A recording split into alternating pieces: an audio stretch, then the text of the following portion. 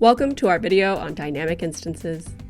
In this video, we're going to learn what type of information can be dynamic, how to enable dynamic instances, how to map fields for dynamic results, and how to assign a tile to a specific dynamic field.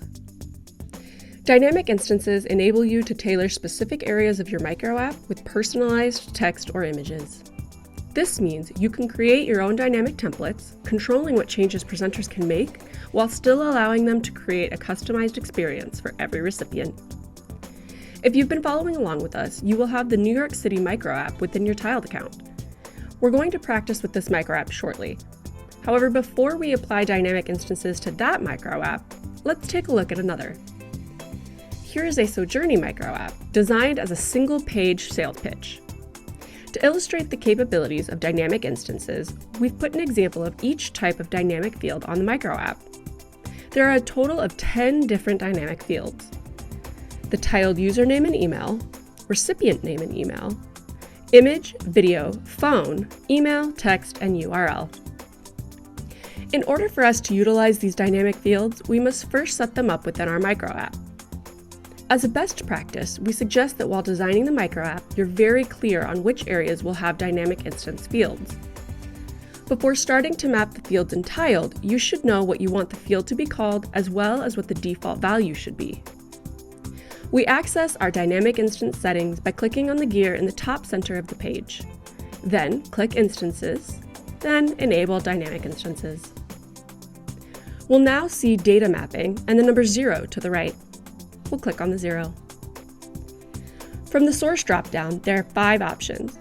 We're going to start by adding the tiled username. After selecting our source, we'll need to name our field, then give it a default value. Naming this field is very important since this is what your micro app users will see when they create their own dynamic instance. The default value is very helpful for 2 primary reasons. Firstly, it gives your users an example to ensure they're clear on the type of information they should use. And secondly, it ensures that nothing is left blank if your user forgets to use a field.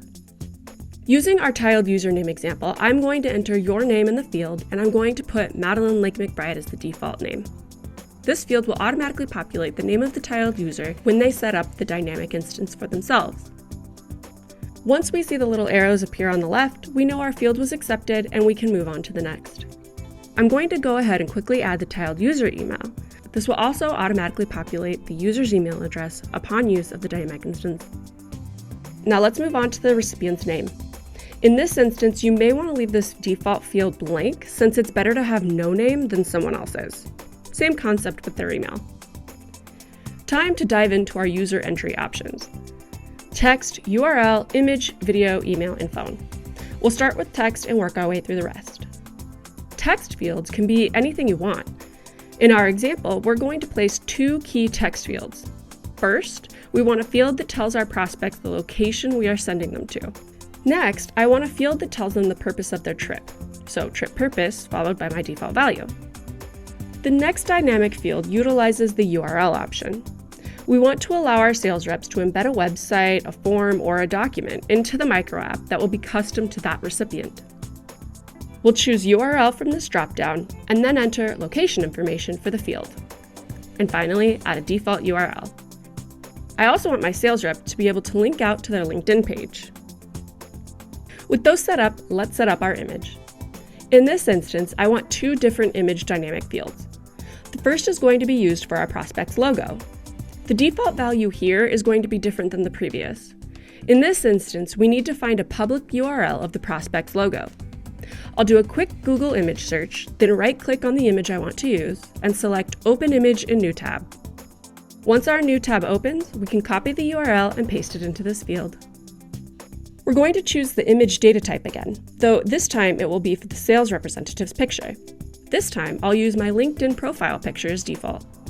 I'll follow the same process as I did with my Google image search. The video data type works the same way.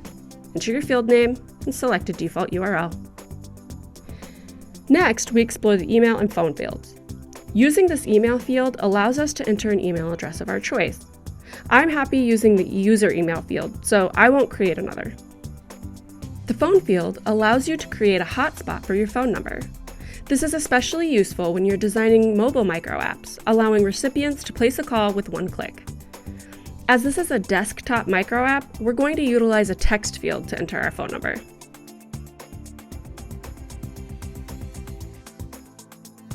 We're now going to exit this menu and start placing our dynamic fields.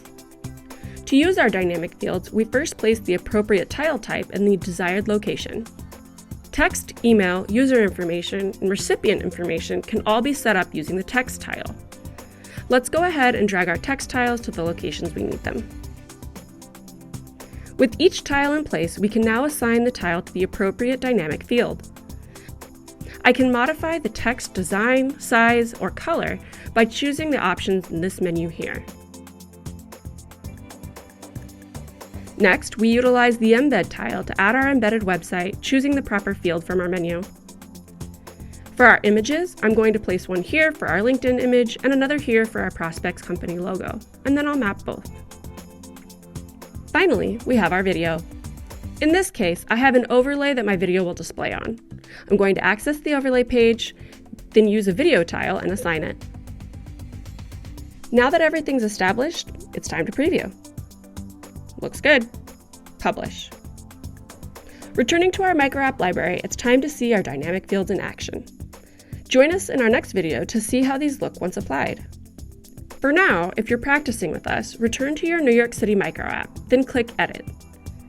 I've added a Contact Us page as a second overlay, and I've added the navigation hotspots required. The Contact Us page can be found in the zip file you downloaded previously.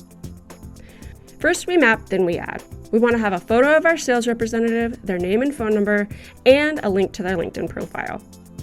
With our fields mapped, we'll drag in 2 text tiles, 1 image tile, and 1 hotspot.